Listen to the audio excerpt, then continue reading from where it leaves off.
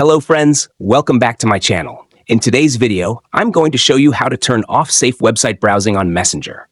If you're new here, don't forget to subscribe and give this video a thumbs up. Now let's dive in. Step 1. First, unlock your Nothing phone and open the Messenger application.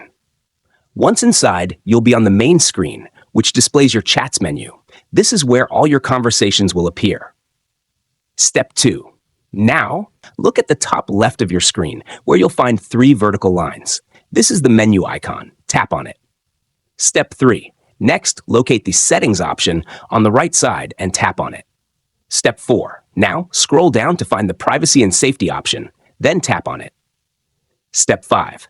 Next, locate the Safe Website Browsing option and tap on it. Unfortunately, this is turned on by default. Step 6. For the last and most important step, select the Safe Website Browsing option. Then, tap the Turn Off button to disable it instantly. If you found this tutorial helpful, don't forget to give it a thumbs up and subscribe to my channel for more great tips. Thanks for watching.